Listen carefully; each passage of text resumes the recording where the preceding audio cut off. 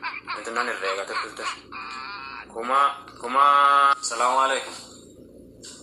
Waalaikumsalam warahmatullahi wabarakatuh. Kam naga jirta. Akkam naga fayya jirtaati. Mee akkin jee suudii keessa waggaa meeqa qabde? Suudii keessa waggaa sagal kooti. Aya waggaa sagal qabdaa birri meeqaan daladdame? Maaliif gaafatte galu? Rakkee numaan jee numaan si gaafadde. Riyaala kumaatiin dalaga. Aya waggaa sagalin jira jettee miti suudii kee? Waggaa sagal kumaan daladdaa nanti nani herreega tuttar. Herreeguu fisi? Ayyaa oduu qabdaa we herreega tuttar. Kuma baay'isuu meerre baay'isuu 12 mee waggaa keessatti amma fuutu laala 12 meeqa ta'a herreega 12 kuma 12 ammallee baay'isuu waggaa sagalin jira jettee miti waggaa sagalee baay'isuu sagalii riyaala kuma dhibbaa fi riyaala suudii kuma dhibbaa fi 8 qabda jechuudha.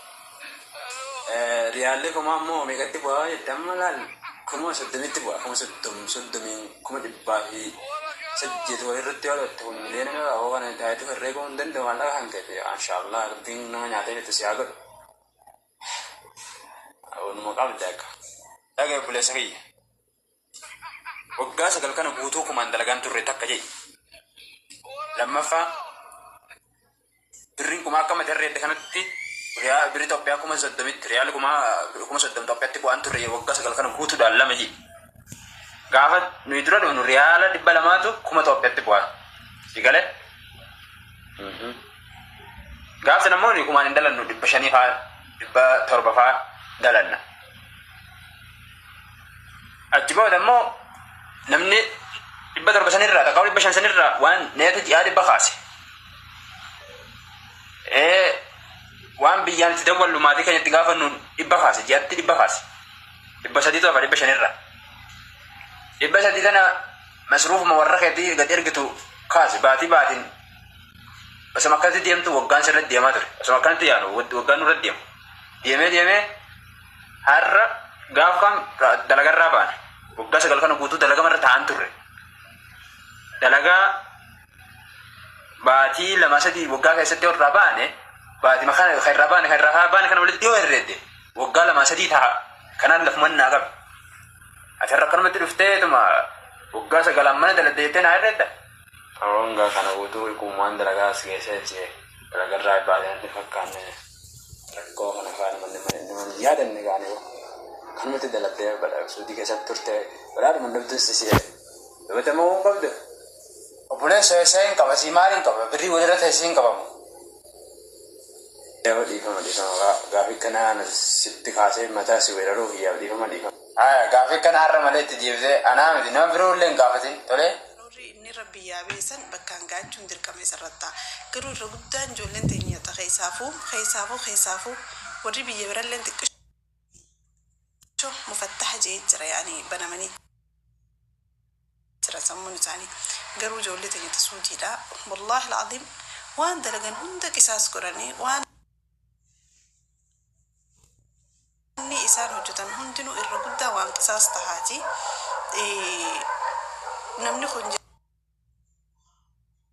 jireenya waan karoora biyyaa baheef qaba waan takka godhachuu biyyaa bahee karoora tokko kaayyatee biyyaa baha karoora irra guddaan nama karoora kaayyatee biyyarraa hin baane kanuma akkanumatti bakka ni dalaganna jeetuma bo'uu jira yeroo san keessatti akka rakkateetuma bo'uu jira karoora kan kaayyanne kanuma sappiraayisuma biyya namatti farku tokko jira nama akkasii yoo ta'e takkitti dirqama galee biyya dandamee haaree karoora sanboota kaayateeti biyyaa baha jechuudha garuu warri karoora kaayyattanii biyyaa baatan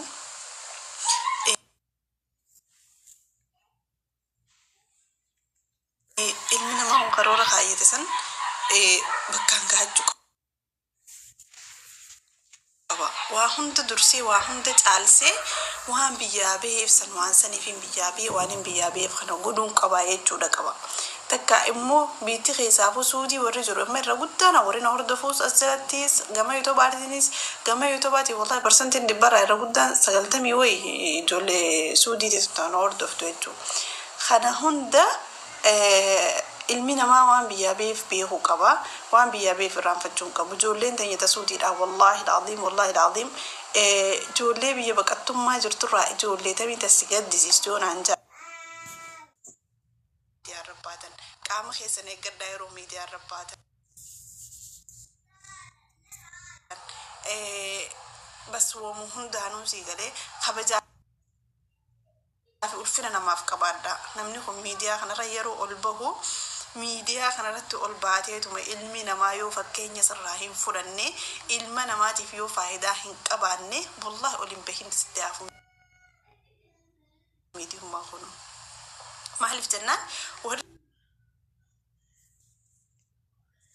miidiyaa duubaatu hedduudha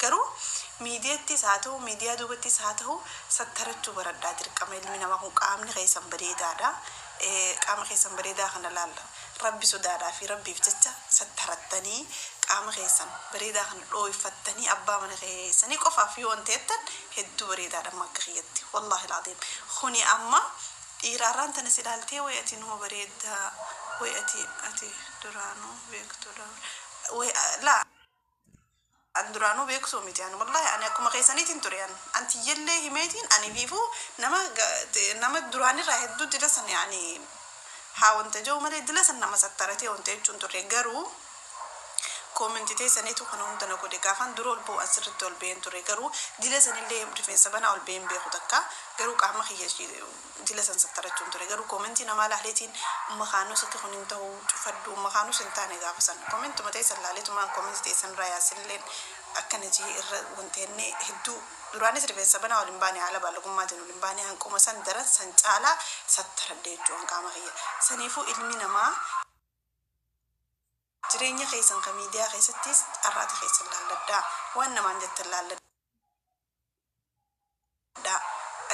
haala uffannaa keessanii laalladhaa wanni kun arraantani miidiyaadha yeroo arraantani waan kana asirratti haasawte namni ammas maree si gallakkisuufaa mala boruu ganama takkaa immoo amata muraasa booda yeroo guddatteef laalteeti gaafa san akka arra jirtu kan hin jirtu ati waa bartee jirti sammuun ta'e saaniin tun akkamiin ture aniin tun nama maraataa baalaggi tokkoon turettee hedduu sila gaafa san waan san godhu baaddee jettee ifa jaa'ibdee jechuudha saniifuu jireenya keessan kan dhugaa keessatti sattarachuu yaala arraantan dhiirti takka yooti bareeddee waa utuun barqaamni sii maarre siin jee arraantan akkana siin ja'a malee siin ja'aati si hojii barchaa godhaa si hojiin jireenya bareedaa jiraata malee wallahi laaziim achi garagalee sin fuudhu wallahi achi garagalee sin fuudhu maaliif jennaan yeroo fuudha isaatiif hin taatu fati yeroo bashannana isaa qofaltee taphattee barcaa hojii gootee maal hojjettee fataa hojjechuu taata malee fuudhaaf hin taatu maaliif fuudhaaf inni ta'a akkam fedha tasattarattee rabbi sodaattu tasalaattu bareeddu